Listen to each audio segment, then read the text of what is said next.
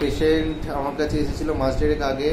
এর যেটা ছিল অ্যাকুট অ্যাপেন্ডিসাইটিস। অ্যাপেন্ডিক্স বেশ ভালো রকম ফুলে যায় এবং ল্যাব অ্যাপেন্ডিক্সেক্টমি প্ল্যান করি। দেখি যে ওর বডিতে একটা পারফোরেশন ছিল অ্যাপেন্ডিক্স, তো ল্যাবেই করা হয়।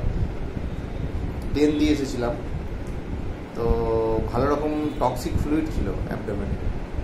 সেগুলো সমস্ত শাক করে ইরিগেশন করে অ্যাপেন্ডিক্সেক্টমি করে একটা রাইস টিউব ডেন দিয়ে এসেছিলাম। ডেন দেওয়ার পর ওর ডেন দিয়ে কালেকশান পোস্ট অফ প্রায় সপ্তাহ দিয়ে কালেকশান আসে মিনিমাম সিরাস ফ্লুইড। তো পেশেন্টকে ডেন দিয়েই ডিসচার্জ করেছিলাম। এখন পেশেন্ট ভালো আছে, ঠিক আছে। তো অ্যাকুট অ্যাপেন্ডিসাইটিসের ট্রিটমেন্ট হচ্ছে যে পেট না কেটে যদি মাইক্রোসার্জারি করা হয় সেক্ষেত্রে রেজাল্ট অনেক ভালো। বাকিটা পেশেন্টের কাছ থেকে শুনবো। বলো, কেমন আছো? আমি এখন আলহামদুলিল্লাহ ভালোই আছি। পেটের যন্ত্রণা খুব হতো, রিপোর্ট করতে ডাক্তারবাবুর কাছে আসতে ধরা পড়েছিল অ্যাপেন্ডিক্স। 16 দিনের মতো ভর্তি ছিলাম। যেহেতু ইনফেকশন হয়ে গেছিল তাই ড্রেন দেওয়া ছিল।